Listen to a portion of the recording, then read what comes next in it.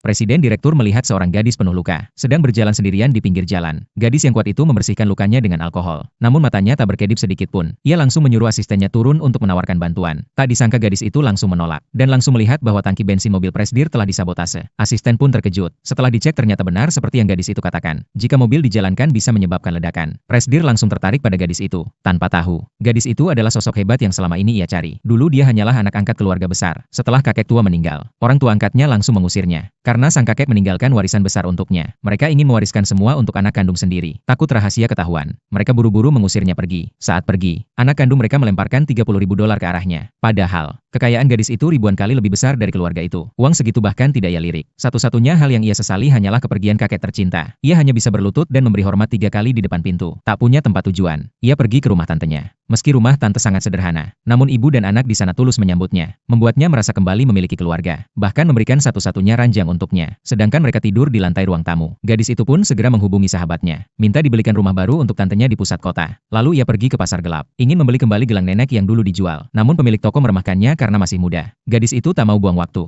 langsung keluarkan kartu bank. Asisten toko mengecek dan benar ada 5 juta di dalamnya. Pemilik toko langsung berubah sikap. Tiba-tiba datang telepon dari pelanggan VIP, juga ingin membeli gelang itu. Gelang yang awalnya bisa dibeli 5 juta kini jadi rebutan, dan orang yang menawar dengannya ternyata adalah Presdir yang ia temui di jalan. Akhirnya ia berhasil membeli gelang itu dengan harga 40 juta. Hal ini membuatnya kesal. Di perjalanan pulang, ia kembali bertemu dengan sekelompok preman. Presdir ingin bertindak jadi pahlawan dan unjuk kemampuan. Namun gadis itu tak beri kesempatan. Dengan cepat mengalahkan para preman itu. Presdir langsung mendekat, mengucapkan terima kasih atas peringatannya hari itu, dan menawarkan untuk mengantar pulang. Gadis itu tak menolak. Presdir segera mengeluarkan ponsel untuk tukar kontak. Saat gadis itu hendak menambahkan, sebuah pesan masuk. Dan ia baru tahu bahwa Presdir itulah yang menawar gelang dengannya. Ia langsung marah. Turun dari mobil dan pulang sendiri. Presdir mengejar, menyelimuti tubuhnya dengan jaket. Namun gadis itu menolaknya. Pergi tanpa menoleh ke belakang. Presdir justru makin tertarik. Merasa gadis itu unik dan waspada. Setidaknya tidak mudah ditaklukkan. Sesampainya di rumah, tantenya dengan senang hati memberitahu bahwa mereka akan segera pindah rumah. Karena ada bos besar yang akan membebaskan lahan rumah mereka. Padahal mereka tidak tahu. Semuanya adalah rencana gadis itu. Tantenya begitu baik, maka ia harus membalas kebaikannya. Tantenya bahkan mencarikan jalan agar ia bisa masuk sekolah lagi. Namun para murid sudah mendengar gosip buruk tentangnya. Mengira dia berperilaku buruk dan bodoh. Mereka tak mau duduk sebangku dengannya. Takut prestasi terganggu. Gadis itu langsung tendang bangku, memberi peringatan keras. Padahal, ia tak butuh belajar. Hanya sekadar mengikuti prosedur. Saat ia pergi sejenak, teman sebangkunya mengintip jawabannya. Ternyata cara berpikirnya jauh lebih jelas dari guru. Sepulang sekolah,